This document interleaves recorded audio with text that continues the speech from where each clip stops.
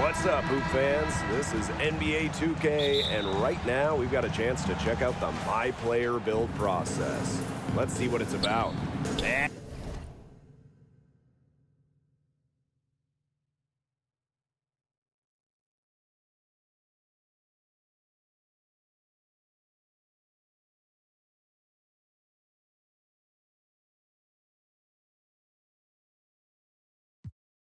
And tonight, it'll be the Charlotte Hornets going up against the Dallas Mavericks.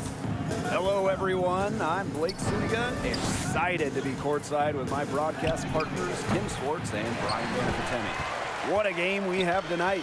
My player is in the house, and he's who I will be tracking tonight. I'm really curious, with his fit on this team. Can he mesh with his teammates?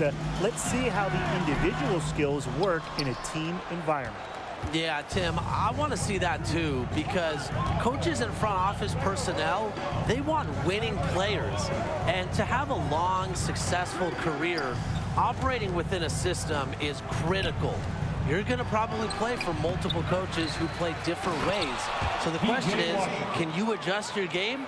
Can you make an impact on any team? Isn't it great to see a player who works so hard on the glass at both ends? And that's what he's built his reputation on, grinding away, 100% effort at all times. That's the way he plays. And all that effort pays off. I mean, how many of those spectacular putback jams do we see from this guy? And it's my player missing. Oh, guys, we are in the era of player empowerment. And how do you think that has affected the league? Well, Blake, I think the most important part of player empowerment is player movement. Stars having the ability to not only leave a team if they're unhappy, but also choosing where they want to go. We've seen elite NBA players traded, signed with new teams all the time. I think it's a great thing. And honestly, guys, I don't think we'll see a dominant run like the Warriors just went on for a while. Players want to play in new markets with different stars, different friends, and that makes it very difficult to keep a roster and stay on top. And here's Dallas. Nothing up yet on the scoreboard for him. Foul called that time on the way up. That'll give him 2 chances at the free throw line. First team foul. It's going to go on ball. Traditionally, bigs like my player aren't the best free throw shooters, but he aims to change that. Down low, Washington. My player with the block. And my player throwing it down hard. Put that on the highlight reel. My player might have just started his career, but he's already looking to get into the dunk contest. Now here's Rozier. Here's Washington. My player grabs the miss. First quarter of basketball, just over 2.5 minutes played so far. And the shot goes in. Just shrugging off the D there. Love how focused my player appeared on that possession. And it's so nice, we got to see it twice. How about that mobile one drive? Really made that drive look easy, but that had a high degree of difficulty. Now here is Hayward. Pass to Washington. My player with the block. A strong block from my player. Awesome job to get into position and send it back. Hayward with the bucket. Well, we know how many inches he had over his man there, so good decision to rise up and take the jumper. How about this for a running mate? Kyrie Irving. If you're my player build as a big, it's pretty fun to think about all the possibilities. Oh, man, Irving can do anything on offense. So if you're a center and he wants to run the pick and roll, you set the screen. Kyrie wants to go ISO, you clear out. And remember, in that ISO situation, if the guy guarding you gives help, creep into the lane, Kyrie will find you. He'll find you, and he'll get you some easy jams, Tim. But I think a great fit for Kyrie would be a skilled center who can pass the ball. Kyrie's offensive IQ is off the charts, and he loves to play with smart guys. But just remember, you may need to support him defensively at the rim. And here's Hayward for 3. Rebounded by the Mavericks. 2 minutes remaining in the first. And here's my player. He's got 5.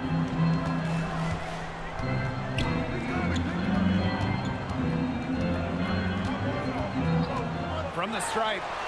Hardaway, back to my player.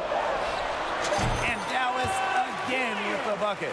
It's always helpful when you've got a big man that can catch and shoot. My player opening things up offensively. Time called here. The Hornets decide to talk it over. He has to be frustrated by their lack of production offensively, and I can't blame him. They're getting the looks, but the shots just aren't falling. And it's at the point where this slump is going to take a mental toll on them. It's a good timeout to try to keep them from getting too discouraged. And they've gotten the looks, they've gotten open, but they just can't get them to fall. Now here is Hayward. Pass to Washington. And that'll be Charlotte's ball as it goes out of bounds. Hornets able to keep the ball.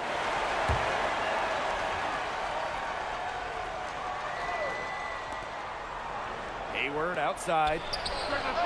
And it's good. The game is all even. This is where Hayward just gets better and better and really more confident, squaring up off the catch. And let's examine the potential of a big man competing alongside Luka Doncic every game.